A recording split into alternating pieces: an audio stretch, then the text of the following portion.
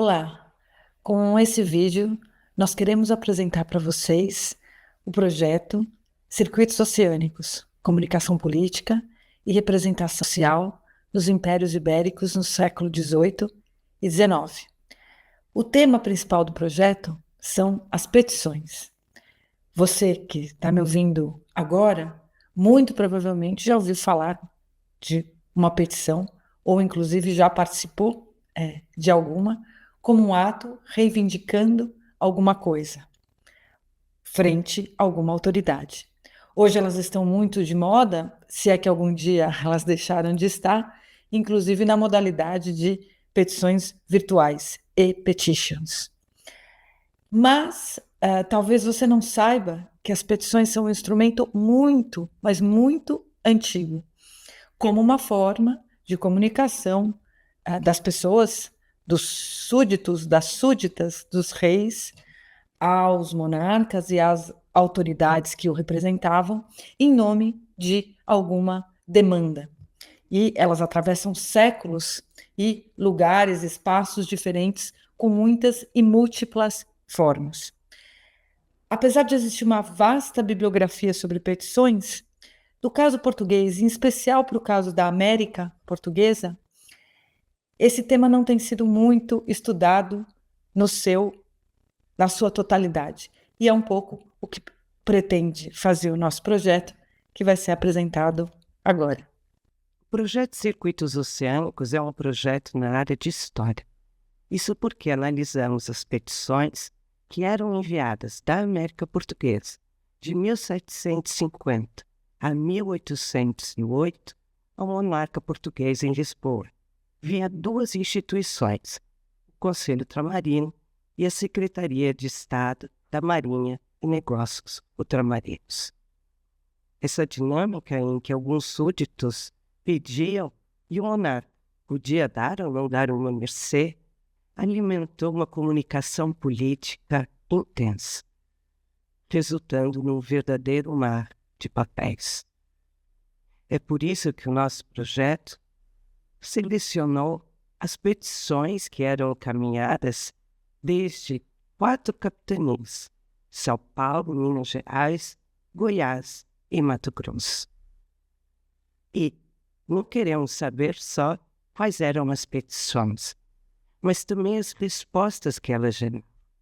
E se as autoridades portuguesas em Lisboa solicitavam documentos suplementares, ou até mesmo pareceres das autoridades coloniais no Brasil.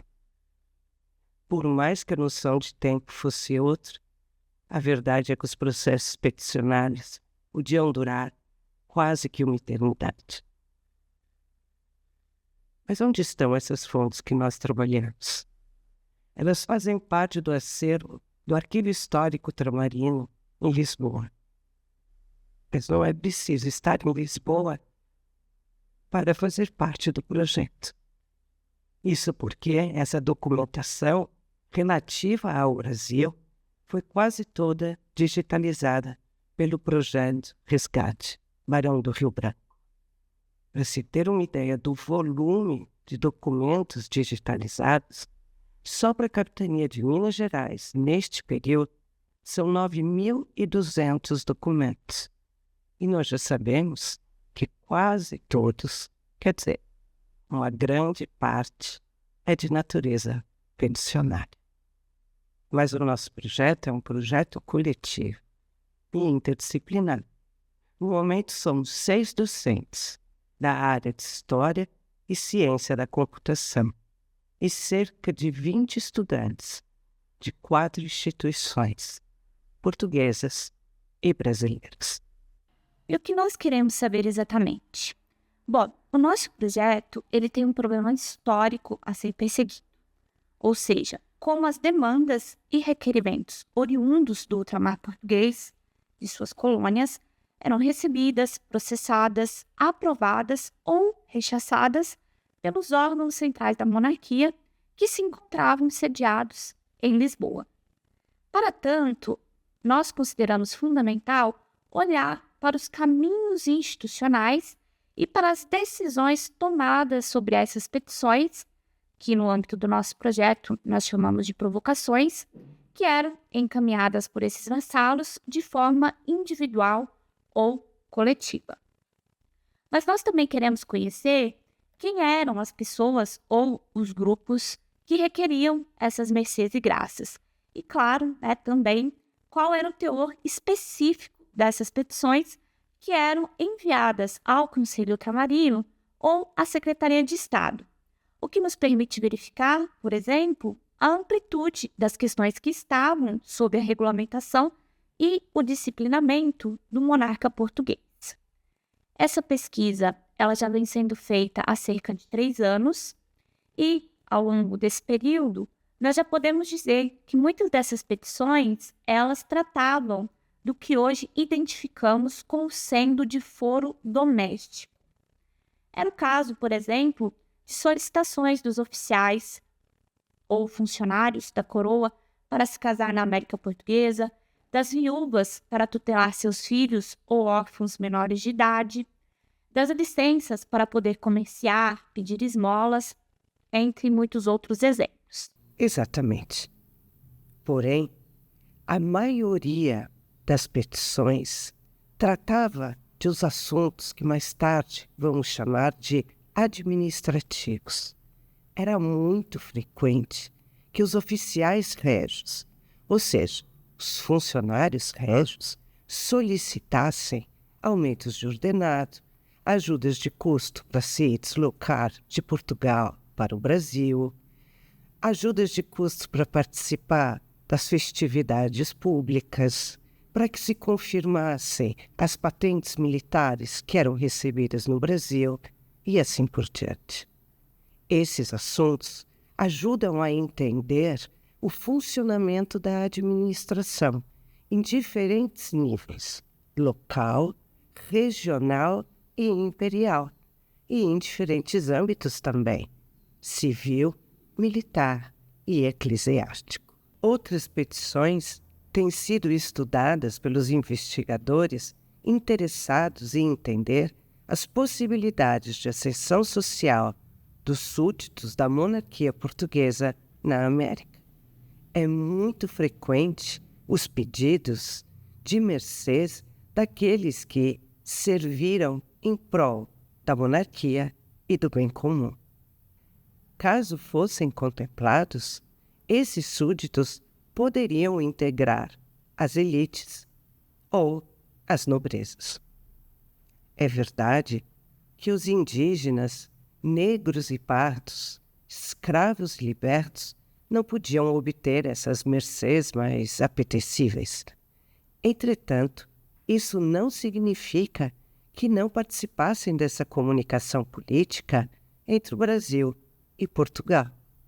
Afinal, era próprio da justiça e da misericórdia régias contemplar, ou ao menos ouvir a todos. Estudar os temas contemplados pelo projeto Circuitos Oceânicos, foi necessário pensar e conceber uma ferramenta digital, como vai ser explicado agora. Como guardar e organizar milhares de documentos históricos de forma prática e segura? Foi esse o desafio dos historiadores do projeto Circuitos Oceânicos. Eles precisavam de uma aplicação web e de um banco de dados robusto, e foi aí que entrou a computação. A primeira etapa foi entender exatamente quais dados seriam armazenados. Documentos tais como petições e as respostas e as pessoas envolvidas com estes documentos. Tivemos várias reuniões para traduzir as necessidades dos historiadores em tabelas e em relações do banco de dados. O maior desafio? A comunicação entre áreas tão diferentes. Criamos, então, um banco de dados separado da aplicação web. Isso permite que outras ferramentas surjam no futuro usando a mesma base. E mais, foi projetado para armazenar não só os dados atuais, como também futuras expansões, como petições relacionadas com outras capitanias e com outros períodos históricos, usando a mesma base sem fazer qualquer ajuste no que já foi desenvolvido. Esta parte do projeto envolveu alunos de graduação, mestrados e colegas especialistas no desenvolvimento de aplicações web. Foram os professores Laércio Cruvinel e Carlos Gonçalves, mostrando como tecnologia e humanidades podem se complementar. Foi um exemplo perfeito de humanidades digitais em ação. Resultado? Uma plataforma fácil de usar, pronta para expandir o conhecimento entre os circuitos oceânicos e um modelo para futuros projetos interdisciplinares. Eu e os meus colegas que participamos no projeto Circuitos Oceânicos estamos a ler e a analisar petições manuscritas desde as capitanias do Brasil até Lisboa no século XVIII. Antes de conseguirmos interpretar o seu conteúdo, temos que entender o que está escrito nas fontes e por isso mesmo estamos a aprender paleografia do século XVIII. Ter a oportunidade de analisar petições e perceber pedidos que hoje em dia seriam considerados básicos para o ser humano, antes era algo muito demorado e burocrático, pois os pedidos percorriam grandes caminhos desde as capitanias do Brasil até Lisboa e nunca era certo que os pedidos realmente fossem aceitos ou até mesmo lidos. Estar neste projeto está a ser muito enriquecedor e é sem dúvida um descobertas. Eu, como bolsista e integrante do projeto Circuitos Oceânicos, junto com minhas colegas do Brasil, participamos das atividades acadêmicas do projeto, nas reuniões de leitura e discussão dos documentos e, sobretudo, no trabalho da produção da base de dados do projeto que se encontra em alimentação.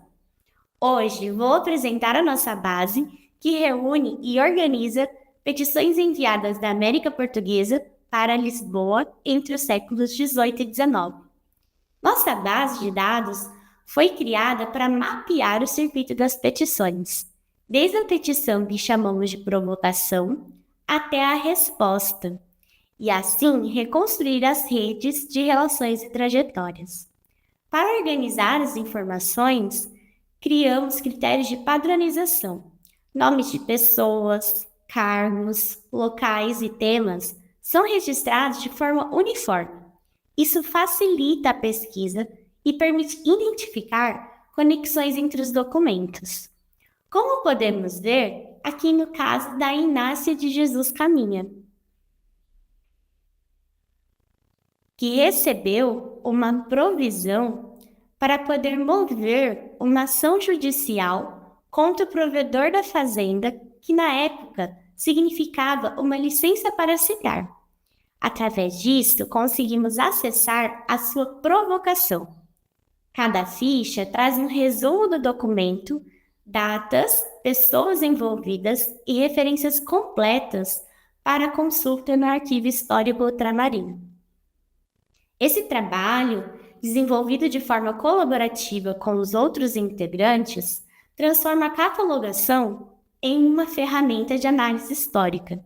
Em breve, a base será disponibilizada para os pesquisadores e para o público geral, ampliando o acesso a essas fontes, fortalecendo novas perspectivas sobre o Império Português. Como vocês viram, o projeto Circuitos Oceânicos ainda está em andamento. Ele recebeu um financiamento inicial da FAPESP em São Paulo e possui uma equipe interdisciplinar de pesquisadores dos dois lados do Atlântico, inclusive com alunas, alunos, bolseiros, bolsistas e de pós-graduação. Nós esperamos com isso contribuir para pensar o fenômeno das petições como um canal de representação de interesses políticos e sempre conflitivos das sociedades. Muito obrigada.